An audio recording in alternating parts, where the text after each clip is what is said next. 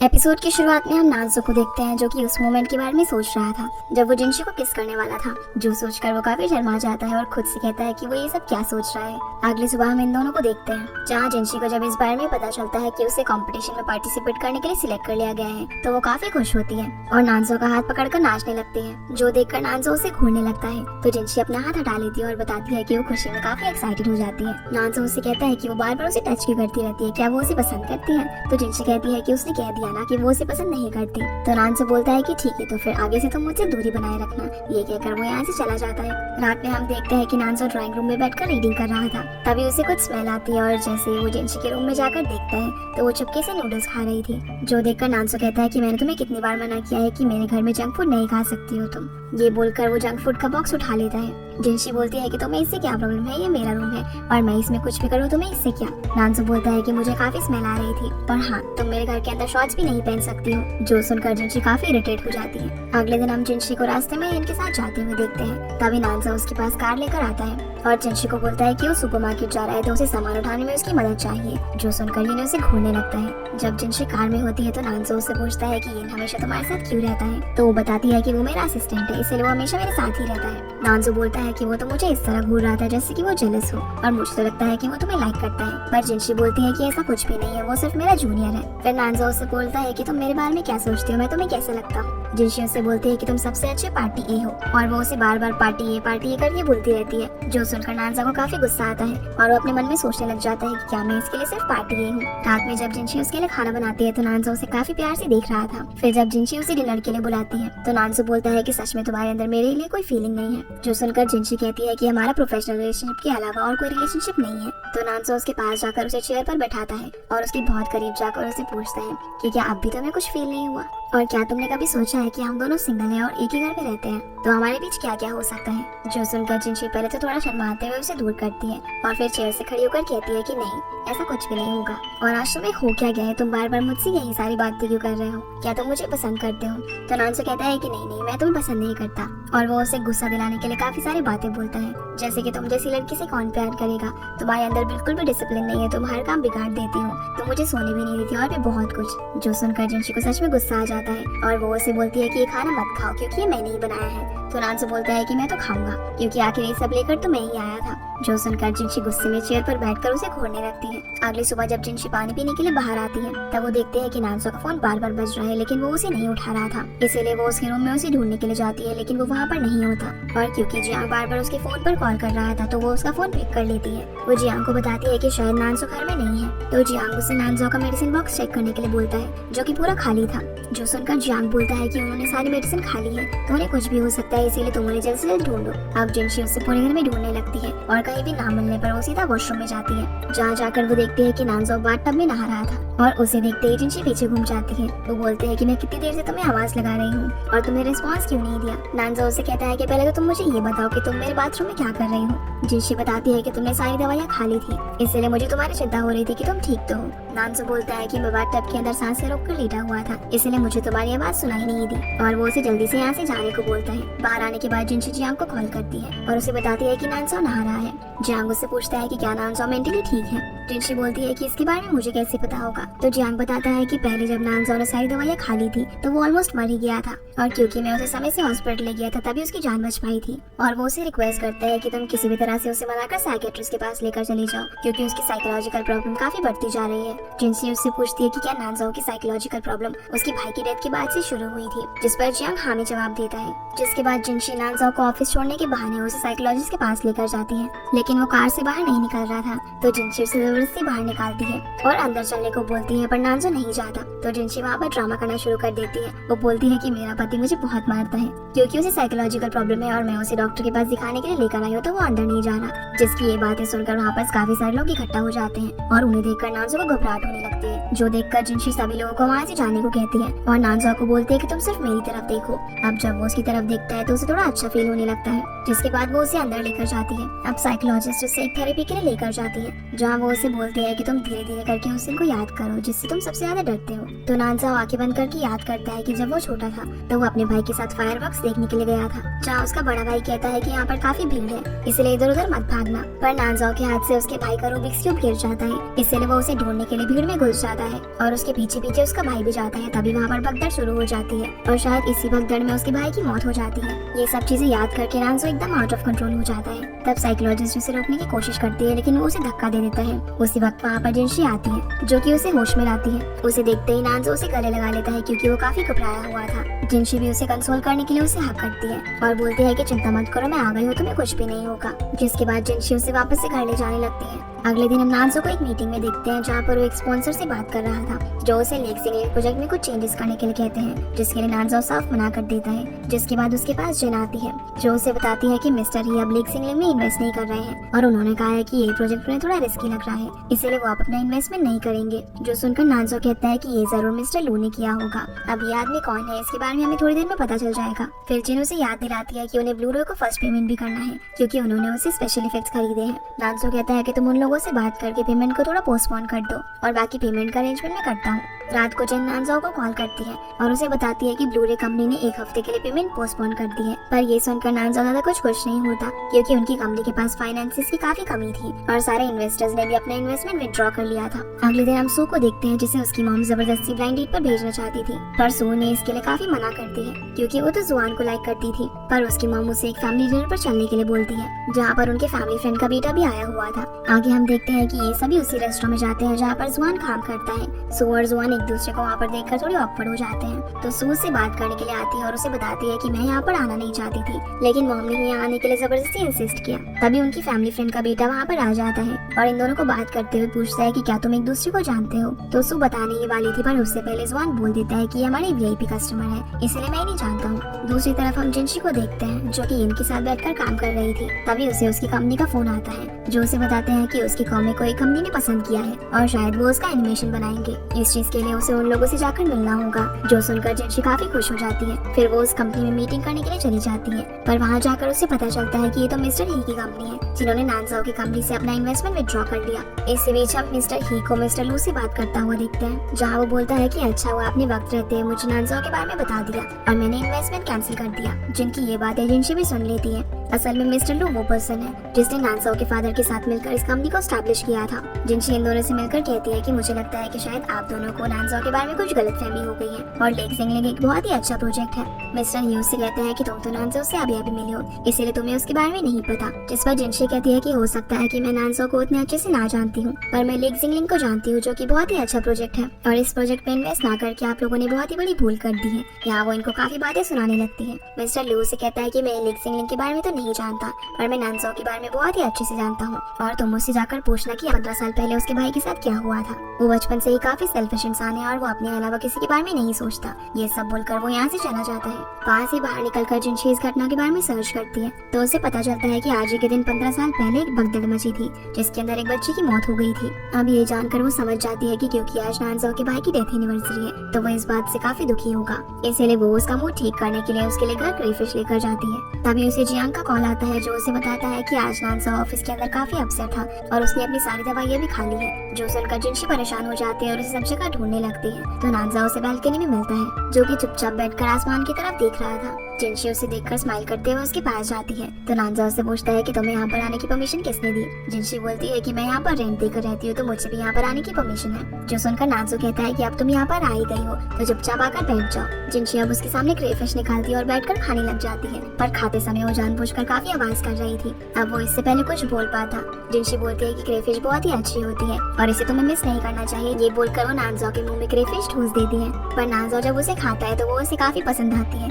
इसीलिए वो और खाने के लिए ग्लव्स पहनता है, पर नानजाओ उसे छील नहीं पाता। तो जिनशी उसे छीलने में उसकी हेल्प करती है और उसे अपने हाथों से क्रेफिश खिला देती है। फिर नानजाओ भी क्रेफिश छीलता है और अपने हाथों से जिनशी को खिलाता है, जो देखकर जिनशी सैड हो जाती है और बोलती है कि इतने सालों बाद किसी ने मुझे अपने हाथों से खिलाया है। यहाँ शायद उसे अपने पेरेंट्स की याद आ गई थी। अब जिनशी खाकर यहाँ से अपनी रूम की तरफ जाने लगती है, पर देखती है कि उसके रूम की बालकनी के दरवाजा तो लॉक है। तो वो नानजाओ से पूछती है कि क्या तुम्हारे पास इसकी चाबी है, पर नानजाओ के पास चाबी होते हुए भी वो मना कर देता है। इसीलिए जिनशी किसी को फोन करके बुलाने वाली थी, पर वो देखती है कि उसके फोन की बैटरी डेड है। वो नानजो से पूछती है कि क्या तुम्हारे फोन में बैटरी है, पर नानजो जानबूझकर अपने फोन को ऑफ कर देता है और कहता है कि देखो मेरे फोन में भी बैटरी नहीं है। अब वो उसे यहीं पर वेट करने को कहता है और कहता है कि सुबह जब कोई आएगा तो दरवाजा खोल देगा। अब ये दोनों सोफे पर बैठ जाते हैं जहाँ पर नानजो आसमान की तरफ देखे जा रहा था। जिनशी उसे पूछती है कि तुम क्या देख रहे हो, तो नानजो उसे स्टार्स के बारे में बताने लगता है। जो सुनकर जिनशी कहती है कि तुम्हें इस सब के बारे में कैसे पता। नानजो कहता है कि ये सब मुझे मेरे भाई ने बताया था जब मैं छोटा था। अब स्टार्स की तरफ देखते देखते जिनशी भी वहीं पर सो जाती है, तो नानजो उसे अपनी जैकेट निकाल कर उड़ा देता है और उसके पास बैठकर उसे देखने लग जाता है। पर तभी जिनशी की आँख खुल जाती है। जो देखकर नानजो खड़ा हो जाता है, तो जिनशी उसे उसकी जैकेट वापस कर देती है। नानजो कहता है कि अभी ठंडी हवा चल रही है, इसीलिए तुम इसे पहन सकती हो। इसीलिए जिनशी उसकी जैकेट पहन लेती है, जहाँ उसे उसकी पॉकेट के अंदर चाबी मिलती है। जैसे ही वो चाबी निकालती है तो बोलती है कि तो बैल्कनी की चाबी है। पर नानजो झूठ बोलता है कि नहीं, ये तो मेरे ऑफिस की ड्रॉर की चाबी है। जिनशी कहती है कि भला किस ड्रॉर की चाबी इतनी बड़ी हो सकती है। ये बोलकर वो चाबी लेकर बालकनी की तरफ भागने लगती है और नानजो भी उसके पीछे पीछे भागता है। अगले सीन में हम जिनशी को वॉशरूम में देखते हैं, जहाँ वो सोचती है कि क्या वो मुझे अपने पास रखना चाहता था, पर इसके लिए उसने काफी भद्दा झूठ बोला, पागल कहीं का। ये बोलकर वो शर्माने लगती है। अगली सुबह जब जिनशी ब्रेकफास्ट रेडी कर रही होती है, तो नानजो बिना टी शर्ट पहने उसके पास आता है और अपना टॉवल उसके ऊपर डाल के उसे अपनी तरफ खींचता है। जो देखकर जिनशी कहती है कि तुम क्या कर रहे हो, तो नानजो बोलता है कि मैं प्यासा हूँ। ये सुनकर जिनशी अपनी आंखें बंद कर लेती है, पर नानजो पीछे टेबल पर रखे ग्लास में पानी डालकर पीने लगता है। अब जैसे ही जिनशी अपनी आंख खोलकर उसे पानी पीता हुआ देखती है, तो वो उसे दूर करके जल्दी से नाश्ता करने को बोलती है और टॉवल उसके मुंह पर फेंक कर मारती है। बोलती है कि जाकर कुछ टी शर्ट पहन लो। अगले दिन जिनशी जब अपने ऑफिस में होती है, तो उसका बॉस उसे बहुत डांट लगाता है और उसे कंपनी से निकाल देता है, क्योंकि उसने मिस्टर ही के साथ बदतमीजी की थी। जो देखकर यिन भी वहाँ से जॉब छोड़ देता है और दोनों वहाँ से बाहर आ जाते हैं। जिनशी उससे पूछती है कि अब वो क्या करेंगे, तो यिन बोलता है कि अब वो कंपटीशन पे फोकस करे,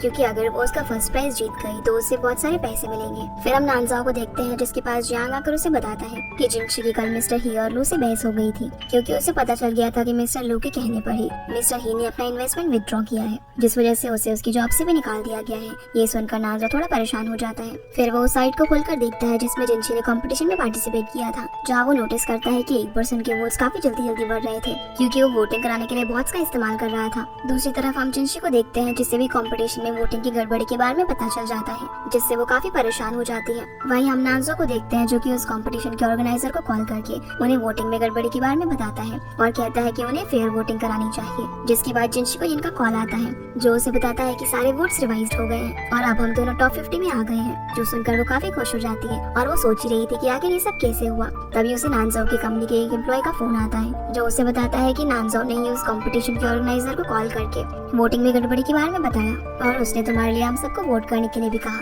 जो सुनकर जिनशी नानजा को थैंक यू कहने के लिए जाने लगती है, जहाँ वो देखती है कि नानजा ड्राइंग रूम में बैठकर बुक रीड कर रहा था, तो वो उसके पास एक गिलास पानी लेकर जाती है और उसे थैंक यू बोलती है। नानजा कहता है कि थैंक यू की कोई जरूरत नहीं है, तुम अभी भी हमारी कंपनी की हाफ एम्प्लॉय जैसी हो, इसीलिए मैंने तुम्हारी मदद की और तुम्हारा जो कॉमिक लिखने का लेवल है वो इस कंपटीशन में सबसे अच्छा है। जो सुनकर जिनशी कहती है कि तुम काफी अच्छे इंसान हो और तुम हमेशा अपनी दोस्त को सपोर्ट करते हो। नानजा कहता है कि 1 मिनट, क्या तुमने अभी अभी मुझे दोस्त कहा? जिनशी बोलती है कि अगर तुम्हें नहीं पसंद तो तुम पार्टी बनकर भी रह सकते हो, पर नानजा कहता है कि नहीं मैं दोस्त ही ठीक हूँ। और ये सुनकर नानजा को काफी अच्छा लगता है, क्योंकि पहली बार जिनशी ने उसे दोस्त कहा था। इसी बीच वो उसे ये भी पूछता है कि क्या तुमने मेरे लिए मिस्टर ही से झगड़ा किया? तो जिनशी कहती है कि वैसे भी मुझे वो कंपनी छोड़नी थी। जिसके बाद हम जुआन को देखते हैं, जिसे शेफ से प्रमोट करके मैनेजर बना दिया गया था। तभी वो उस लड़की को वहाँ पर किसी और लड़की के साथ देखता है, जो कि उस दिन सू के साथ फैमिली डिनर पर आया हुआ था। जो देखकर वो उसे बहुत मारता है और कस्टमर को पीटने की वजह से उसकी नौकरी भी चली जाती है। अगले दिन हम नानजा को उसके ऑफिस में देखते हैं, जहाँ पर वो मीटिंग के लिए जाने वाला था। तभी उसकी मदर उसके पास आती है, जो उसे पूछती है कि क्या तुम किसी प्रॉब्लम में हो, क्योंकि तुम अपनी काफी प्रॉपर्टीज बेच चुके हो। पर नानजा उनकी बात को टालते हुए कह देता है कि मैं मीटिंग में जा रहा हूँ, इसलिए मैं आपसे बाद में बात करूंगा। फिर मदर इस सब के बारे में जिनसे पूछती है, तो वो उन्हें सब कुछ बता देती है और ये भी बताती है कि जिनशी और नानजा सिर्फ रिलेशनशिप पर रहने का नाटक कर रहे हैं। जिसके बाद मदर घर पर जाती है, जहाँ वो जिनशी से मिलती है और उसे पूछती है कि क्या तुम नानजा के साथ खुश हो? तो जिनशी बताती है कि हाँ, मैं उसके साथ काफी खुश हूँ और जब से आपने उसे डांटा है तब से वो मेरा काफी अच्छे से ख्याल रखता है। तभी वहाँ पर नैन्जो आता है, जो कि कुछ काम करने के लिए सीधा अपने रूम में चला जाता है और कुछ देर बाद जब वो बाहर निकल के आता है, तब वो मदर से कहता है कि अब बहुत रात हो गई है, इसीलिए आपको वापस से घर चले जाना चाहिए। तो मदर मदर बोलती है कि अब इतनी रात को मेरा जाने का मन नहीं कर रहा, इसलिए मैं यहीं पर रुक जाती हूँ। और ये सब नानजो की मदर ने जानबूझकर किया था। जिनशी बोलती है कि ठीक है, मैं आपके लिए रूम तैयार कर देती हूँ, पर मदर बोलती है कि वो ये सब कर लेगी और तुम लोग सोने चले जाओ। तो जिनशी अपने रूम में जाने लगती है, जो देखकर मदर पूछती है कि क्या तुम नानजो के साथ एक रूम में नहीं रहती। जिनशी बहाना करते हुए बोलती है कि मैं तो सिर्फ दरवाजा चेक करने के लिए जा रही थी कि वो अच्छी तरह से लॉक है या फिर नहीं। फिर वो नानजाओ के साथ उसके रूम में चली जाती है। रूम में जाकर नानजाओ जिनशी से बोलता है कि तुमने मदर को यहाँ पर क्यों रुकने दिया,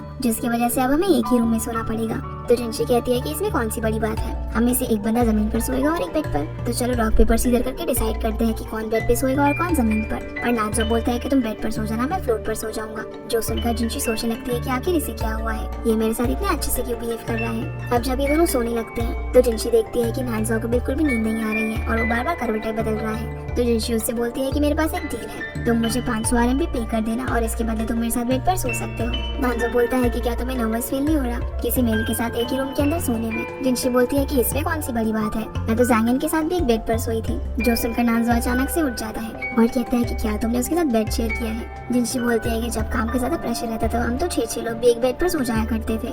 जो सुनकर नानजाओ अजीब सी शक्ल बनाता है और लेट जाता है। फिर वो सोचने लगता है कि मुझे क्या है, वो किसी के साथ भी सो जाए। पर जब थोड़ी देर बाद वो उठकर देखता है तो जिनशी अपना पैर बाहर निकाल कर सो रही थी। जो देखकर नानजाओ सोचने लगता है कि सोते हुए कितनी क्यूट लगती है और फिर वो उसका पैर अंदर करने लगता है। पर जिनशी उसे एक जोर का किक मारती है और फिर नानजाओ की आवाज सुनकर वो भी उठ जाती है। वो उससे पूछती है कि क्या हुआ। तो नानजाओ उसे बताता है कि तुमने मेरे पेट में एक जोर की किक मारी। जिनशी अब उसे सॉरी बोलती है और उसे बेड पर लिटाने लगती है, पर तभी नानजाओ फिसल जाता है और जिनशी उसके ऊपर गिर जाती है, जहाँ ये दोनों एक दूसरे की तरफ देखने लगते हैं। तभी जिनशी उठकर उसे सॉरी बोलती है और फिर वो जमीन पर लेट जाती है और ये दोनों इस मोमेंट के बारे में सोचकर शर्माने लगते हैं। फिर नानजाओ बेड के एकदम कोने में हो जाता है और बोलता है कि ये बेड काफी बड़ा है, इसलिए तुम भी ऊपर आकर लेट सकती हो। तो जिनशी भी ऊपर आकर लेट जाती है। अगली सुबह ब्रेकफास्ट में मदर इन दोनों के लिए कच्चे अंडे का सूप बनाती है। जो देखकर जिनशी नानजाओ से बोलती है कि ये भी भला कोई ब्रेकफास्ट हुआ। नानजाओ बोलता है कि तुमने ही मदर को यहाँ पर रोका था ना, इसलिए अब भुगतो। और फिर वो मीटिंग का बहाना करके बिना ब्रेकफास्ट किए ही चला जाता है। जिनशी अब ब्रेकफास्ट करने के बाद अपना काम कर रही थी तो मदर उसके लिए फ्रूट्स लेकर आती है,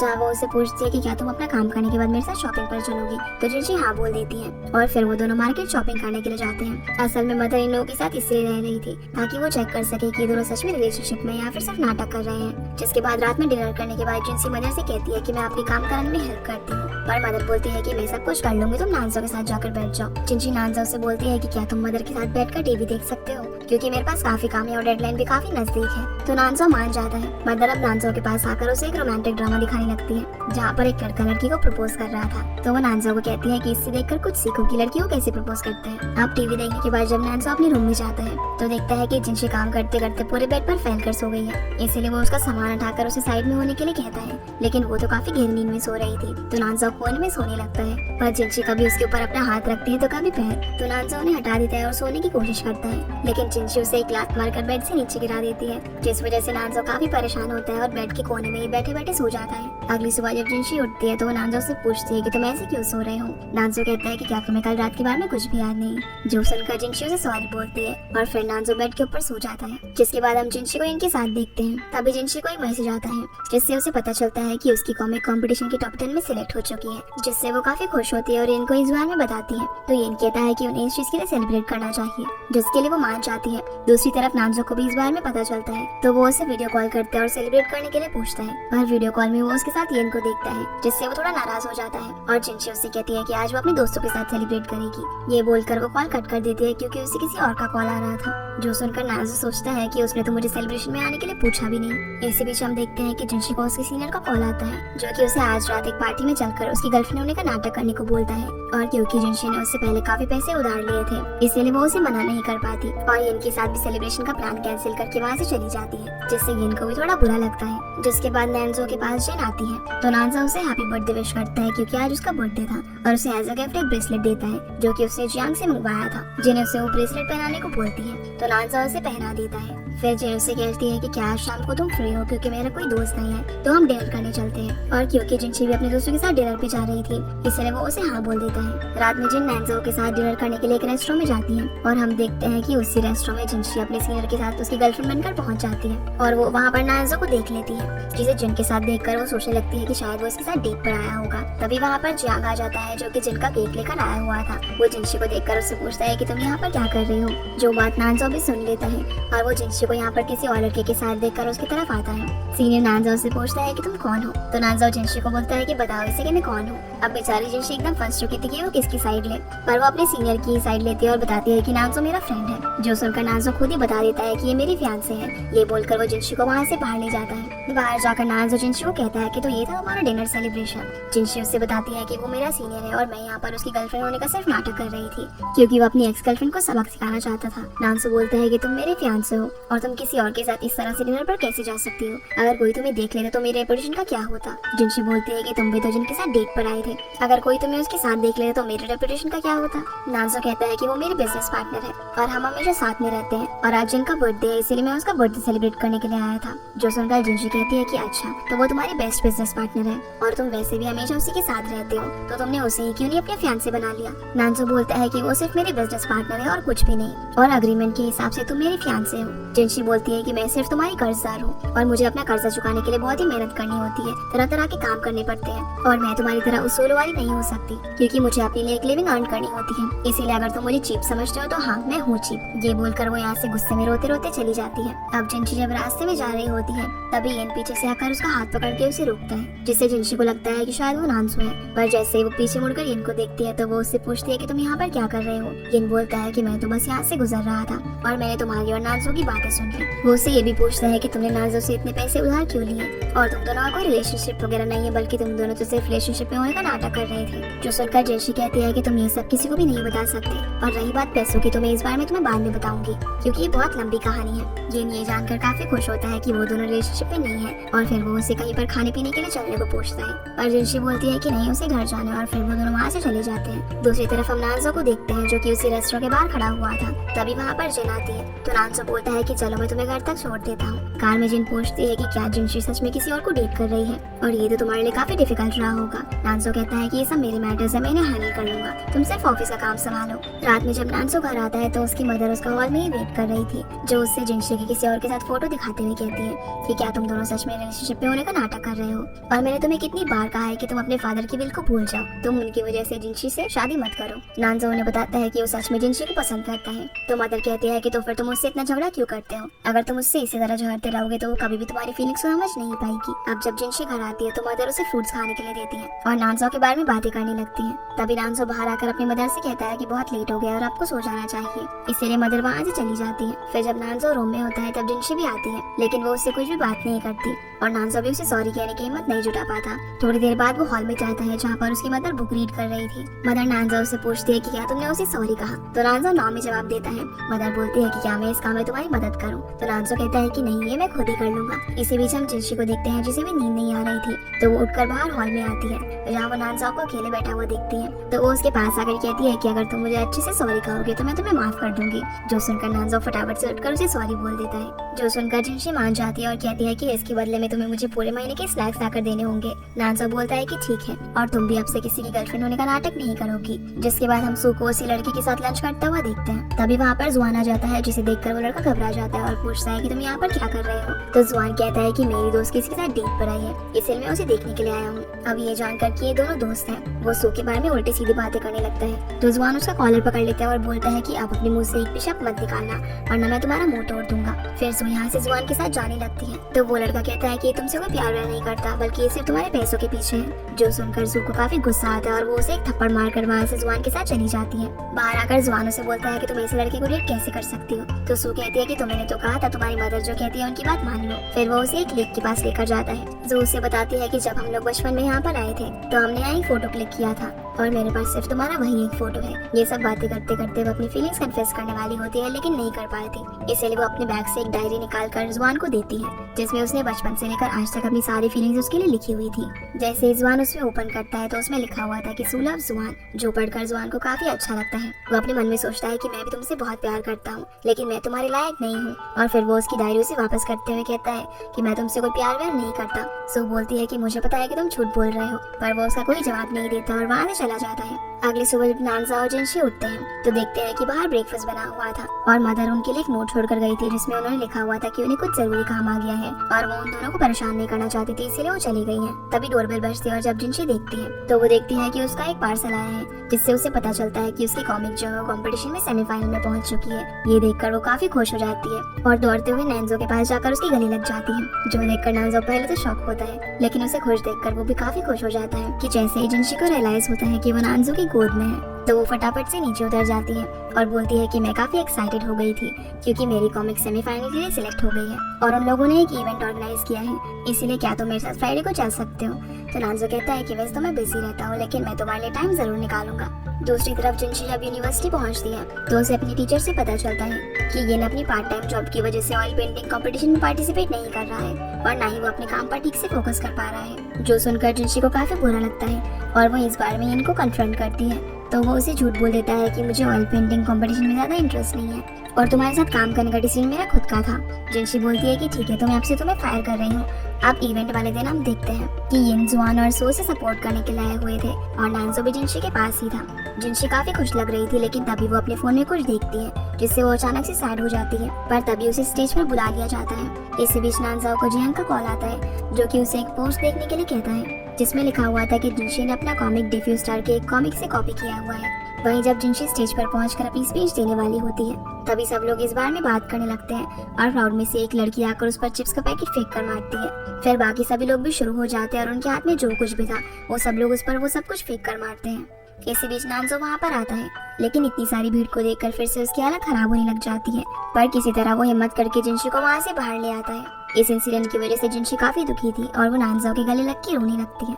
घर जाकर भी जिनशी रूम के कोने में बैठकर रो रही थी और वो अपने रूम का दरवाजा भी नहीं खोल रही होती जिससे सभी लोग काफी परेशान हो जाते हैं। लेकिन तभी वो अचानक से बाहर निकलती है और ऐसा प्रिटेंड करती है कि मानो बिल्कुल ठीक हो और उसे सबसे कोई फर्क ही ना पड़ता हो, जिसे इस तरह देखकर जुआन और सु वहाँ से जाने लगते हैं और नानजाओ को उसका ख्याल रखने को बोलते हैं। रात में हम देखते हैं कि जिनशी हॉरर मूवी देखते देखते काफी रो रही थी और उसने वॉल्यूम भी तेज किया हुआ था ताकि नानजो को उसके रोने की आवाज ना आए। दूसरी तरफ हम जिन को देखते हैं जो कि आज जो कुछ भी जिनशी के साथ हुआ था उसका वीडियो देखकर काफी खुश हो रही थी। इसका मतलब ये सब उसी ने करवाया था। अगले दिन हम नानजो को ऑफिस में देखते हैं तभी उसे सू का मैसेज आता है जो देखकर वो फटाफट से घर की तरफ निकल जाता है। घर पहुंचने पर सू उससे पूछती है कि जिनशी को क्या हुआ है क्योंकि वो उसका फोन नहीं उठा रही है। नानजो कहता है कि वो तो बिल्कुल ठीक है क्योंकि कल रात वो हॉरर मूवी देख रही थी। तब सू उससे बताती है कि जब जिनशी बहुत ज्यादा दुखी होती है या फिर उसका रोने का मन करता है तभी वो हॉरर मूवी देखती है। अब नानजो जब घर जाकर देखता है तो जिनशी हॉरर मूवी देख रही थी। नानजो भी उसके पास जाकर बैठ जाता है लेकिन वो हॉरर मूवी देखते देखते काफी डर रहा था।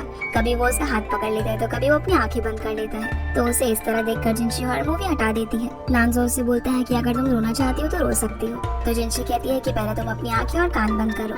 जब नानजो ऐसा करता है तो जिनशी बोलती है कि ये सब मेरी ही गलती थी क्योंकि मैंने अपने स्क्रिप्ट डिफ्यूज स्टार में छोड़ दी थी और अगर मैं इस सब का ध्यान रखती तो ऐसा नहीं होता। नानजो कहता है कि इस समय तुम्हारी कोई गलती नहीं है, तो जिनशी बोलती है कि तुमने अपने कान बंद क्यों नहीं किए। नानजो बोलता है कि मेरे हाथ साउंड प्रूफ नहीं है, जो सुनकर जिनशी हंसने लगती है। फिर वो उसके कंधे पर सर रख लेती है और अपने मन में सोचती है कि आज तो मुझे अपने कंधे पर ऐसे ही सर रखने दो और कल से मैं बहुत ही अच्छी पार्टी भी बनकर दिखाऊंगी। अगले दिन हम इन दोनों को साथ में अपने अपने काम पर जाता हुआ देखते हैं, पर तभी एक लेडी आकर जिनशी को बहुत जोर से धक्का मारती है, तो नानजो जिनशी को तो बचा लेता है लेकिन खुद वो काफी जोर से जमीन पर गिरता है जिससे उसके सर और हाथ में थोड़ी चोट लग जाती है। जिसके बाद जिनशी नानजो को दिखाने के लिए डॉक्टर को बुलाती है, जहाँ डॉक्टर बताती है कि चोट तो ज्यादा गहरी नहीं है लेकिन तुम्हें नानजो का ध्यान रखना होगा और अगर वो कुछ दिन आराम करेगा तो बिल्कुल ठीक हो जाएगा। डॉक्टर के जाने के बाद जिनशी नानजो से कहती है कि प्लीज तुम उस औरत पे केस मत करना जिसने मुझे धक्का दिया था, क्योंकि वो लेडी उस लड़की की माँ थी जिसका काम कॉपी करने का इल्जाम मेरे ऊपर लगा है और उसकी बेटी की हाल ही में मौत हुई है। जो सुनकर नानजो मान जाता है। तभी घर की डोरबेल बजती है और जब जिनशी दरवाजा ओपन करती है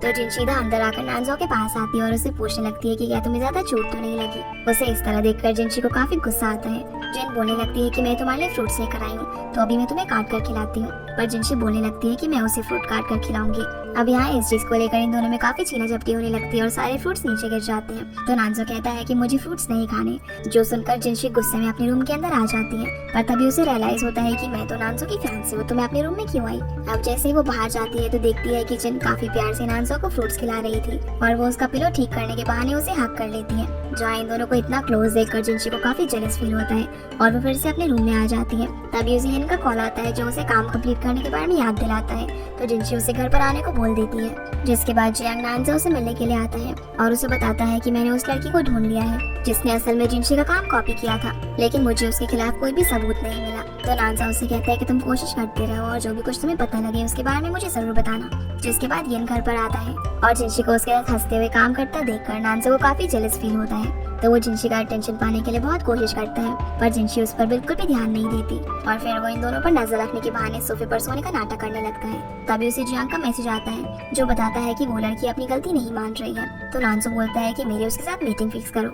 और वो उस लड़की से मिलने जाने के लिए जिनशी और इनको खाना लाने के बहाने बाहर भेज देता है। फिर वो उस लड़की से मिलने जाता है जहाँ वो लड़की बताती है कि उसकी लाइफ में काफी प्रॉब्लम्स थी और उसके ऊपर काम पूरा करने का भी काफी प्रेशर था, इसीलिए उसने जिनशी की कॉमिक चुरा ली। तो नानजा उसे समझाता है कि अगर तुम परेशानी में हो तो इसका मतलब ये नहीं कि तुम अपनी वजह से दूसरे लोगों की मुसीबत बढ़ाओगे, और वो उसे अपनी गलती मानने के लिए भी कन्विंस कर लेता है। वहीं जब जिनशी घर पहुंचती है तो नानजो को वहाँ पर ना देखकर वो उसे कॉल करती है। नानजो उसे बताता है कि मैं बस पास में ही गया था और तुम्हारे लिए एक खुशखबरी है। वहीं यन और जिनशी जब काम कर रहे थे तो जिनशी उसे जाने को बोलती है और कहती है कि बाकी का काम मैं खुद कर लूंगी। यन यहाँ पर काफी सीरियस हो जाता है और उससे बोलने लगता है कि जब से तुम मेरी लाइफ में आई हो मेरी लाइफ काफी बदल गई है और तुम मेरे लिए बहुत ही स्पेशल हो। पर जिनशी उसकी बात पर बिल्कुल भी ध्यान नहीं दे रही होती, पर यन उसका हाथ पकड़ लेता है और कहता है कि मैं हमेशा से तुमसे ये कहना चाहता था। अब इससे आगे वो कुछ बोल पाता, इससे पहले वहाँ पर नानजा आ जाता है जो यन को इस तरह से देखकर उसे झगड़ा करने लगता है कि तुम मेरे फियांसे को कैसे टच कर सकते हो। जो सुनकर यन कहता है कि मुझे पता है कि तुम दोनों सिर्फ कपल होने का नाटक कर रहे हो। अब यहाँ इनके बीच की बहस को बढ़ता हुआ देखकर जिनशी इनको घर से बाहर निकाल देती है और नानजो के पास आकर सॉरी कहती है। वो उससे कहती है कि आगे से ये ऐसा कभी भी नहीं करेगा और ना ही वो हम दोनों के बीच की बात किसी को बताएगा। तो नानजो कहता है कि ठीक है, इस बार तो मैं तुम्हें माफ कर रहा हूँ। ये बोलकर वो अपने रूम में चला जाता है। अब रात में जिनशी उस लड़की का वीडियो देखती है जिसने उस काम को असल में कॉपी किया था।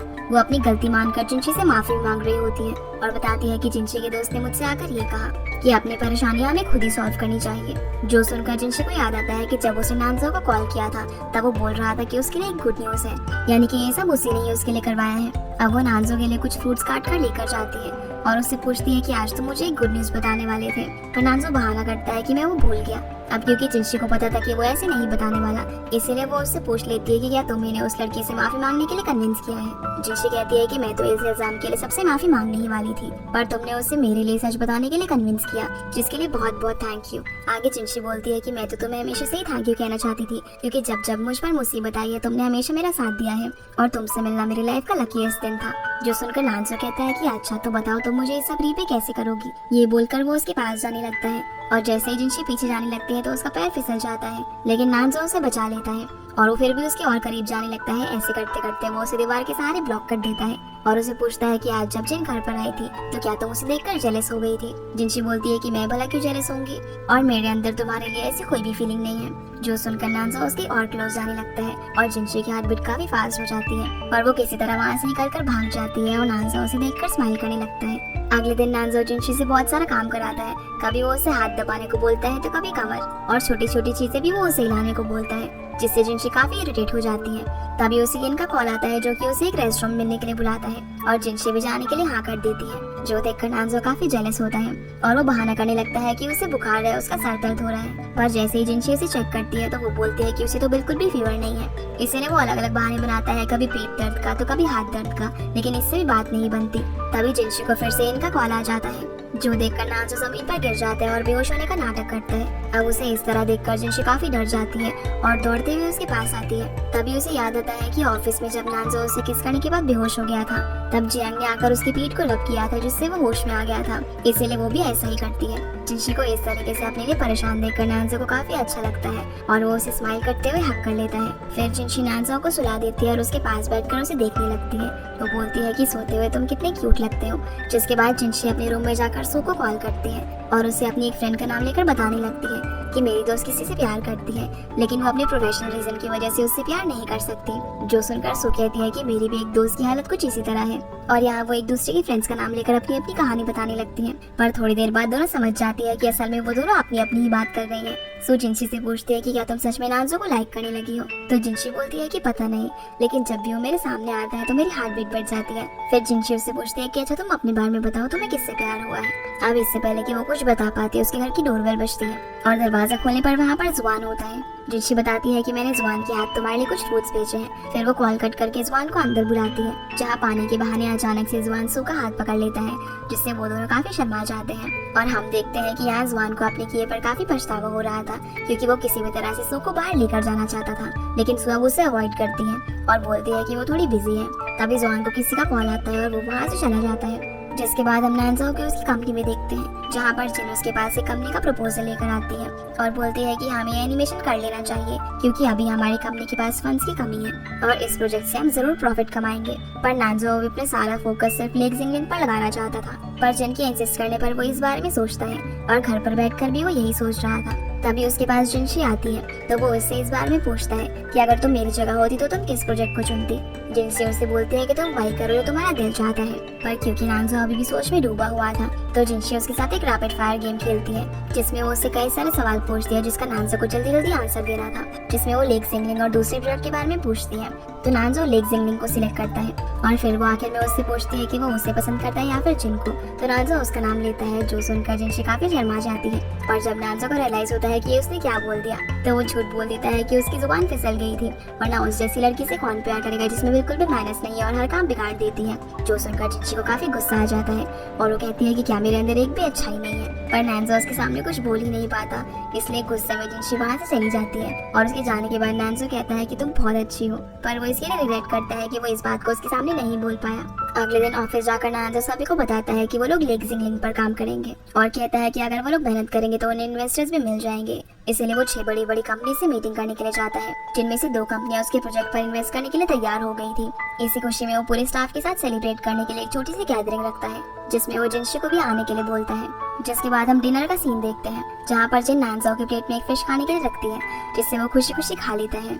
जो देखकर जिनशी को काफी गुस्सा आता है, तो वो नानजाओ के प्लेट में एक मिर्ची रखती है और कहती है कि ये तो तुम्हारी फेवरेट है ना, इसीलिए इसे खा लो। ये बोलकर वो नानजाओ की तरफ स्माइल करने लगती है, तो जिन वेजिटेबल उठाकर नानजाओ के प्लेट में रख देती है और कहती है कि उसे मिर्ची नहीं वेजिटेबल पसंद है, जिससे जिनशी को और भी गुस्सा आ जाता है और वो नानजाओ की प्लेट में एक अदरक रख देती है और कहती है कि नानजाओ को ये पसंद है। अब नानजाओ की ऐसी हालत देखकर जियांग कहता है कि चलो ड्रिंक करते हैं, तो वो नानजाओ को ड्रिंक करने के लिए बोलता है, पर फिर भी जिनशी जबरदस्ती उससे वो अदरक खिला देती है और नानजाओ को अदरक खाते हुए देख जिन को काफी गुस्सा आता है। इसे भी जिन बोलती है कि हम सभी एक साथ काफी टाइम बाद आए हैं, तो क्यों ना एक पिक्चर क्लिक करें। ये बोलकर वो जिनशी के हाथ में फोन थमा देती है और उसे फोटो क्लिक करने को बोलती है, पर नानजाओ उसे रोककर कहता है कि जिनशी भी हमारी कंपनी का एक हिस्सा ही है। तो वो उसके साथ खड़े होकर एक सेल्फी लेता है। अब डिनर करने के बाद सभी लोग कहीं जाने का प्लान बनाते हैं, तो जिनशी कहती है कि क्यों ना हम पास में फाउंटेन शो देखने के लिए चले, जिस पर सभी लोग मान जाते हैं। लेकिन जिन अब इन दोनों को एक साथ नहीं देख पा रहे थे, इसलिए वो थकान का बहाना करके वहाँ से चली जाती है। जिसके बाद हम देखते हैं कि सभी लोग फाउंटेन शो को काफी एंजॉय कर रहे थे, पर नानजाओ की नजर तो जिनशी से हट ही नहीं रही थी और वो अब अपनी फीलिंग्स को और ज्यादा कंट्रोल नहीं कर सकता था। इसीलिए वो जिनशी का नाम लेता है और उसे आई लव यू बोल देता है। लेकिन जैसे ही वो आई लव यू बोलता है, तभी वहाँ खड़े सारे लोग चिल्लाने लगते हैं और जिनशी उसकी बात सुन ही नहीं पाती,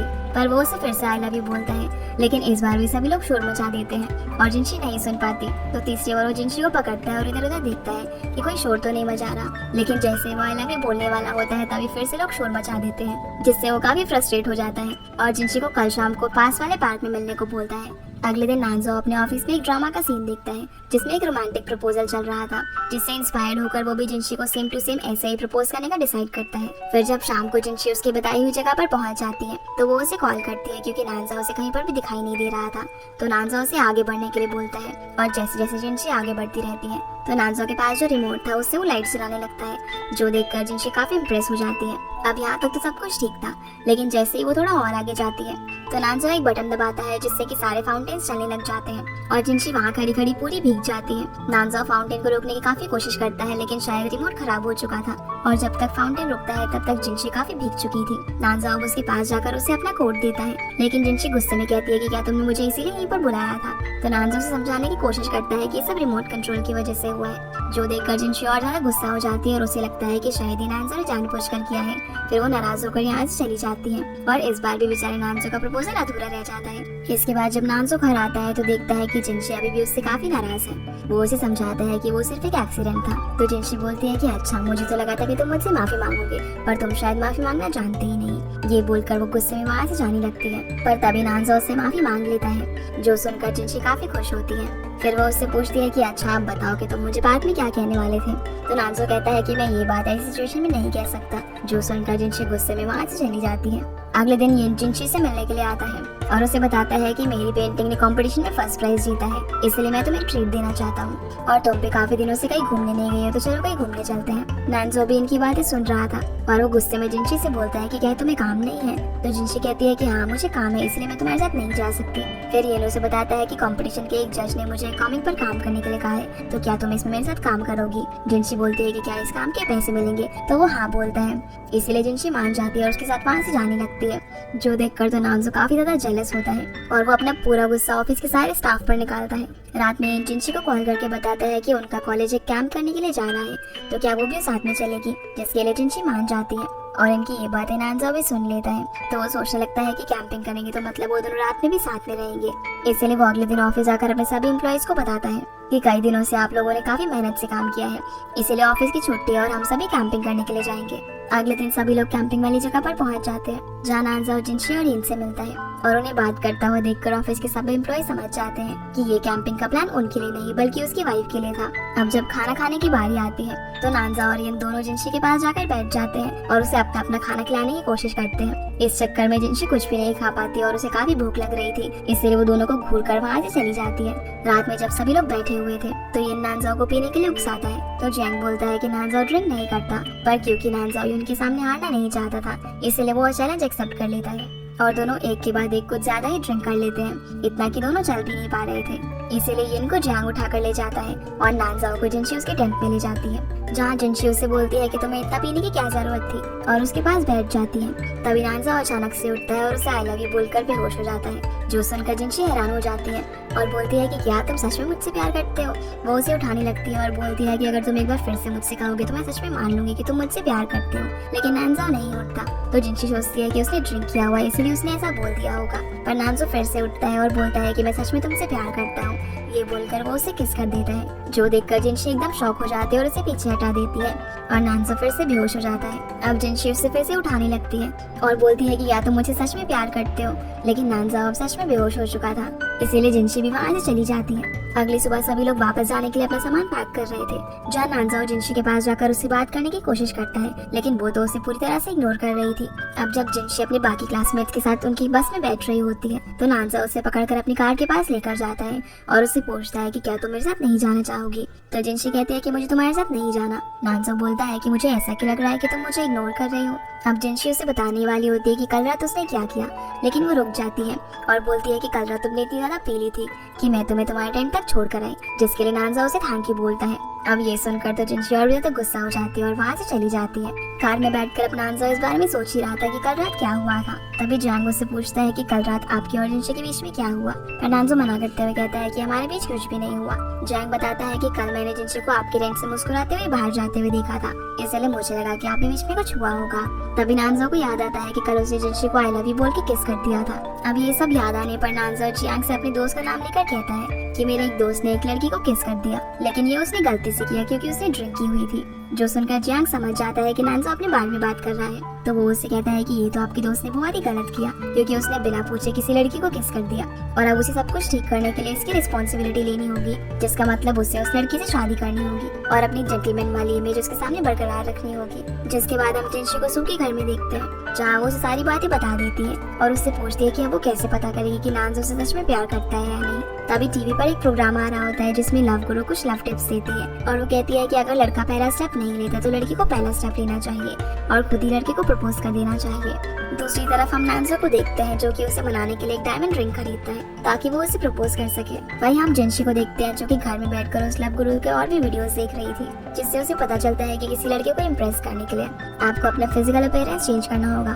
तो जिनशी बहुत सारा मेकअप लगा के एकदम रेडी हो जाती है। जब नानज़ो घर आता है तो जिनशी एकदम हॉट सा ड्रेस पहन के उसके सामने जाती है, पर नानज़ो उसे ज्यादा कुछ नोटिस नहीं करता और फ्रेश होकर खाना खाने के लिए बैठ जाता है। डिनर टेबल पर जिनशी नांजो को अट्रैक्ट करने के लिए उससे अलग अलग पोजेस बनाकर बातें करने लगती है। तो नांजो कहता है कि क्या तुम्हारी गर्दन में दर्द है, मैं स्प्रे लेकर आऊं, पर जिनशी उसे मना कर देती है। फिर वो उससे पूछती है कि क्या तुम वाइन पियोगे, और वाइन देने के बहाने वो उसके पास आती है। पर नांजो खुद को संभालता है और उसे जियांग की वो वाली बात याद आती है कि उसे अपनी जेंटलमैन वाली इमेज बनाकर रखनी है, इसलिए वो उसे बोल देता है कि वो वाइन खुद ही ले लेगा। पर जिनशी उसके पास आकर उसके हाथों को अपने हाथों से टच करती है और अपने बालों को पीछे करने लगती है। तो नांजो उसकी तरफ देखने लगता है, जिससे जिनशी को लगता है कि शायद उसका काम बन गया है, इसलिए वो आंखें बंद कर लेती है क्योंकि उससे लग रहा था कि शायद नांजो उसे किस करेगा। पर उसकी आंख पर कुछ लगा हुआ था, नांजो तो उसे निकाल रहा था, जो देखकर जिनशी को काफी गुस्सा आ जाता है और वो उसे बोलती है कि तुम ही खाओ खाना। ये बोलकर वो अपने रूम में चली जाती है। अब वो रूम में जाकर लव गुरु का दूसरा तरीका देखने लग जाती है, जिसमें वो आइडिया देती है कि आप घर की लाइट्स ऑफ करके उसे करीब जा सकते हो, जो आइडिया जिनशी को काफी पसंद आता है, इसीलिए वो लाइट ऑफ करने के लिए जाने लगती है। दूसरी तरफ नांजो भी जिनशी को प्रपोज करने के बारे में सोच रहा था, लेकिन उसे कुछ समझ नहीं आता। पर जैसे वो फ्रिज ओपन करता है तो उसमें जिनशी की फेवरेट पेस्ट्री रखी हुई थी, जिसके अंदर वो रिंग को छुपा देता है और वो उसे जिनशी के पास देने के लिए जा ही रहा था। तभी जिनशी घर की लाइट्स ऑफ कर देती है और जिनशी को बाहर से आता हुआ देखकर नांजो उससे पूछता है कि तुम इतनी रात को बाहर से क्यों आ रही हो, क्या ये तुमसे मिलने के लिए आया था, जिस पर जिनशी हाँ बोल देती है। ये सुनकर नांजो को काफी गुस्सा आ जाता है और वो उसे बोलता है कि तुम इस तरीके से इनसे मिलने गई थी। तभी जिनशी उसके हाथ में अपना फेवरेट पेस्ट्री देखती है और बोलती है कि तुम मेरी चीजें कैसे खा सकते हो, मैंने इस पर अपना नाम लिख कर रखा हुआ था। नांजो कहता है कि मैं खा सकता हूँ और इसके लिए मैं तुम्हें पे भी कर दूंगा। ये बोलकर वो उसे खाने लगता है, पर तभी उसे रियलाइज होता है कि वो रिंग को भी निगल गया है, इसलिए वो उसे निकालने के लिए बेसिन की तरफ जाता है। उसके पीछे पीछे जिनशी भी आती है, जो उसे बताती है कि उस रात तुमने मुझे आई लव यू बोलकर किस किया था, और वो उससे पूछती है कि तुमने मुझे किस क्यों किया था। पर नांजो के गले में तो वो रिंग फंसी हुई थी, जिस वजह से वो कुछ बोल नहीं पा रहा था और वॉमिटिंग करने की बहुत कोशिश कर रहा था। अब उसे कुछ न बोलता हुआ देखकर जिनशी कहती है कि क्या तुम्हें मुझे किस करना इतना बुरा लगा कि तुम वॉमिटिंग कर रहे हो। पर तब भी नांजो कोई जवाब नहीं देता, इसलिए गुस्से में जिनशी वहाँ से चली जाती है और नांजो उसे रोकने की कोशिश करता है, लेकिन बेचारा कुछ बोल ही नहीं पा रहा था। अगले दिन जिनशी सू के पास जाती है और उसे सारी बात बताती है और बताती है कि कल मैंने उसे अट्रैक्ट करने के लिए इतनी मेहनत की पर उसका तो कोई रिस्पॉन्स ही नहीं था। तो सू बोलती है कि मेरी भी हालत कुछ ऐसी ही है। जिनशी बोलती है कि मुझे नहीं लगता कि नांजो के दिल में मेरे लिए कोई फीलिंग है, इसलिए मैं अब उससे अपने सारे रिश्ते तोड़ दूंगी और सिर्फ एग्रीमेंट के हिसाब से ही काम करूंगी। इसी बीच हम देखते हैं कि सू के घर का दरवाजा खुला हुआ था, तो जुआन वहाँ पर आता है और उनकी सारी बातें सुन लेता है। अंदर आते ही वो जिनशी को काफी डांटता है क्योंकि उससे लग रहा था कि कर्जा चुकाने के लिए वो नांजो के साथ जबरदस्ती रह रही है। पर जिनशी बोलती है कि मैं सच में उससे प्यार करती हूँ। तो जुआन कहता है कि क्या नांजो तुमसे प्यार करता है, जिस बात का जिनशी के पास कोई जवाब नहीं था। अब यहाँ इन दोनों की काफी बहस हो जाती है और जुआन गुस्से में वहाँ से चला जाता है। अब क्योंकि यहाँ जिनशी अपने भाई से काफी नाराज थी, तो सो से बताती है कि तुम्हारा भाई काफी अच्छा है और जब भी कॉलेज में तुम्हें किसी भी चीज की जरूरत होती थी तो तुम्हारा भाई लकी ड्रॉ के नाम पर तुम्हें वो चीज भेज दिया करता था, जो सुनकर जिनशी को अपने भाई के लिए काफी बुरा लगता है। दूसरी तरफ हम जुआन को देखते हैं, जो कि गुस्से में नांजो के पास जाता है और उसे एग्रीमेंट कैंसिल करने को बोलता है और कहता है कि मुझे सब कुछ पता चल गया है, इसलिए नाटक करना बंद करो। नांजो उसे बताता है कि मैं सच में जिनशी को प्यार करता हूँ और उसे वो डायमंड रिंग भी दिखाता है, जिसे देखकर वो उसे प्रपोज करने वाला था। तो नांजो कहता है कि मुझे सही मौका नहीं मिला। जुआन बोलता है कि इसकी चिंता तुम मत करो, तुम सिर्फ प्रपोजल की तैयारी करो। जिसके बाद जुआन जिनशी से मिलने के लिए जाता है, जहाँ दोनों अपना झगड़ा सुलझा लेते हैं और जिनशी उसे शाम को सू के साथ अपने घर पर डिनर पर आने के लिए बोलती है, जिसके लिए जुआन मान जाता है। फिर जिनशी सू को कॉल करके बताती है कि जुआन तुम्हें लेने के लिए आएगा क्योंकि आज शाम को मेरे घर पर डिनर है। आगे हम देखते हैं कि जुआन सू को लेने के लिए जाता है, पर वो जिनशी के घर नहीं बल्कि उसे उस लेक के पास लेकर जाता है जहाँ वो बचपन में जाया करते थे, जहाँ वो उसे आई लव यू बोलता है और किस कर देता है और बताता है कि मैं तुमसे तब से प्यार करता हूँ जब मैंने तुम्हें पहली बार देखा था। मैं हमेशा तुम्हें इसीलिए तंग करता था ताकि मैं तुम्हारा अटेंशन पा सकूं। जो सुनकर सू काफी खुश हो जाती है। दूसरी तरफ हम घर पर जिनशी को देखते हैं, जो कि अपने भाई और सू को कॉल कर रही थी, लेकिन दोनों में से कोई भी कॉल नहीं उठा रहा था। तो नांजो उसे बताता है कि जुआन का मुझे फोन आया था और वो बिजी है, इसीलिए नहीं आ पाएगा, तो चलो हम दोनों ही डिनर करते हैं। फिर वो उसे चेयर पर बैठाता है और अपने हाथों से खाना खिलाता है। अब वो दोनों पहले तो काफी ऑकवर्ड थे और यहाँ वहाँ की बातें करने लगते हैं, पर तभी नांजो बोल देता है कि मैं उस रात की रिस्पॉन्सिबिलिटी लेता हूँ और उसके इतना बोलते ही ये एपिसोड यहीं पर खत्म हो जाता है। तो गाइस, ये थी आज के वीडियो एंड आई होप आप लोगों को ये वीडियो पसंद आई होगी। तो इस वीडियो को लाइक करके चैनल को सब्सक्राइब जरूर कीजिएगा। आपसे फिर मिलते हैं अगले एपिसोड में, तब तक के लिए गुड बाय।